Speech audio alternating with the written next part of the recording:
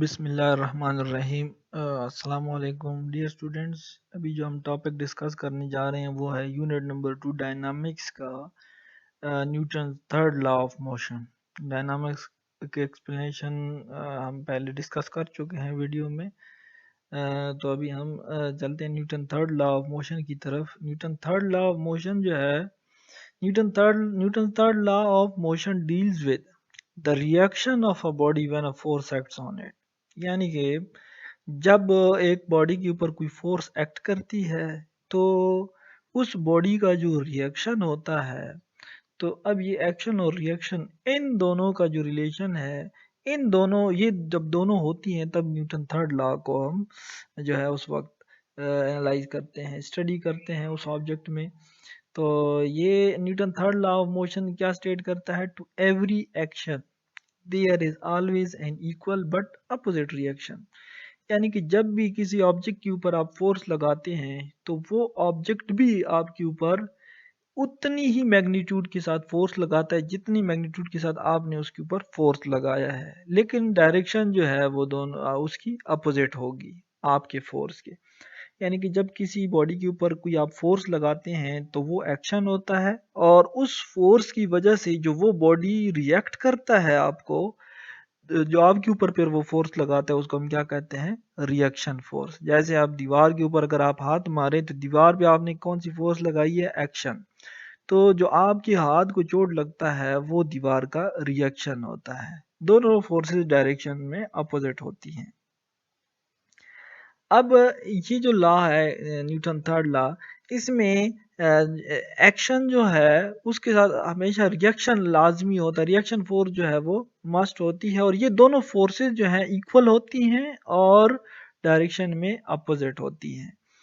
ये जो एक्शन और रिएक्शन है, अब यहाँ पे क्या है? Note that action and reaction forces act on different bodies. Action और रिएक्शन फोर्सेस जो हैं वो दोनों डिफरेंट बॉडीज के ऊपर होती हैं।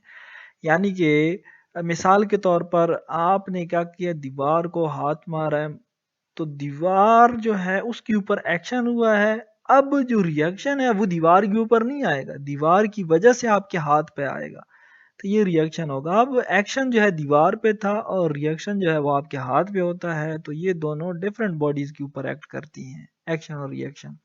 Consider a book lying on the table as shown in the figure. ये फिगर है, इसमें आपको एक बुक नजर आ रही है, टेबल के ऊपर पड़ी है।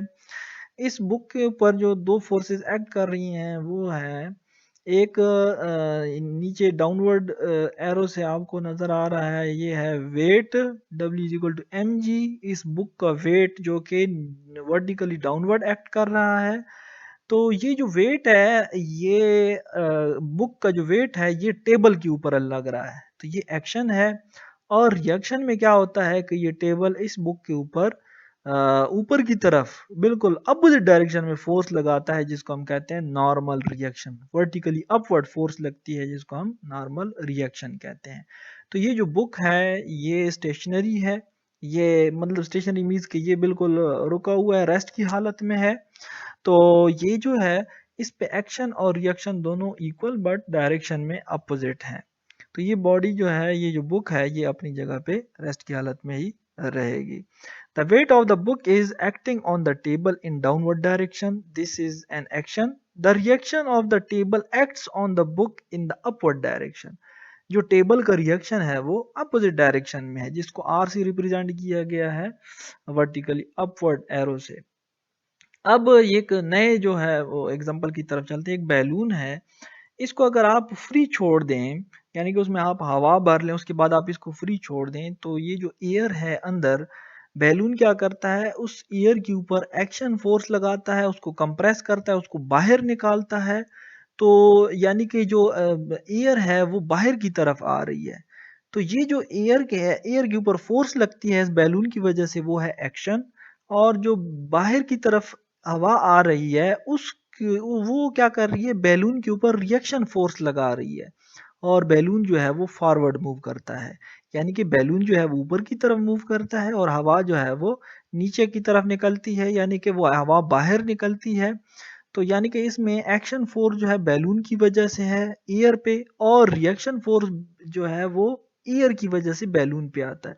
यानी कि जो अंदर हवा होती है, ये बैलून क्या करता है, उसको कंप्रेस करता है, बाहर की तरफ निकालता है, और यानी कि ये पीछे की तरफ इसको धकेलता है एयर को।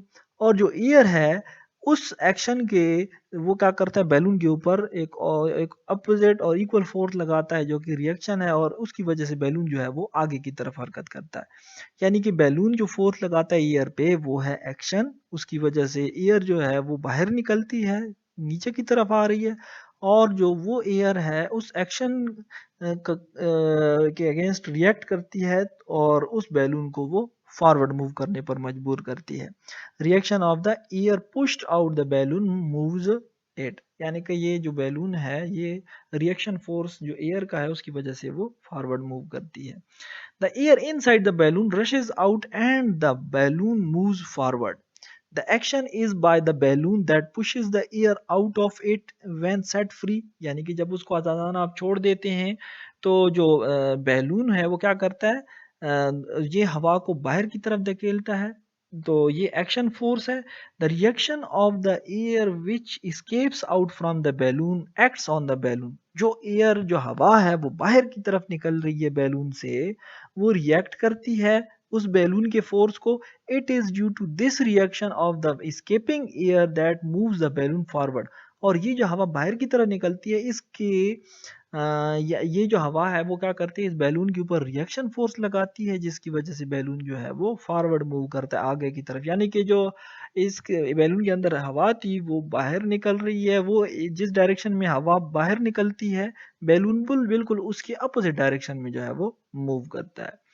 अब एक अनदर एग्जांपल है जिसमें ये एक रॉकेट आपको नजर आ रहा है। ये रॉकेट क्या करता है कि जब ये ऊपर की तरफ मूव करता है, इसके अंदर जो हॉट गैसेस हैं, वो जब ये फ्यूल जलता है तो जो गैसेस होती हैं इसके अंदर वो जलती हैं, और क्या होता है कि ये बहुत ही हाई स्पीड के साथ जो इसके अंदर जो फ्यूल जलता है तो इसके अंदर जो गैस बनती है वो बहुत ही हाई स्पीड के साथ क्या होती है कि वो बाहर निकलती है। तो ये जो गैसेस हैं उसकी डायरेक्शन बिल्कुल अपोजिट होती है रॉकेट के मूवमेंट के। यानी कि रॉकेट जिस डायरेक्शन में मूव करता है, तो जो गैसेस उसके अंदर से बाहर निकलती हैं वो बिल्कुल रॉकेट के मोशन के अपोजिट डायरेक्शन में निकलती हैं। तो अब यहाँ पर होता क्या है कि जो हॉट गैसेस हैं उसके ऊपर एक्शन फोर्स लग रहा है, वो बाहर निकल रही हैं, और रिएक्शन में क्या होता है कि ये गैसेस रॉकेट को ऊपर की तरफ जो है वो लेके जाती हैं। तो ये जो है वो रिएक्शन फोर्स है। A rocket such as shown in the figure moves on the same principle। यानी कि कौन सा प्रिंसिपल, एक्शन और रिएक्शन का। When its fuel burns, hot gases escape out from its tail with a very high speed।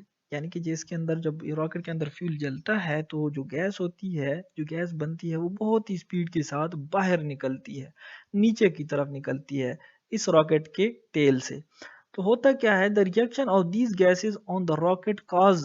यानी कि जो अब इन गैसेस का जो रिएक्शन होता है, इन गैसेस का रिएक्शन होता है रॉकेट के ऊपर, वो वजह बनती है। किसकी वजह बनती है? It to move opposite to the gases rushing out of its tail. जो गैसेस बाहर की तरफ निकल रही हैं, इसके बिल्कुल अपोजिट डायरेक्शन में वो क्या करते हैं, रॉकेट को मूव करवाती हैं।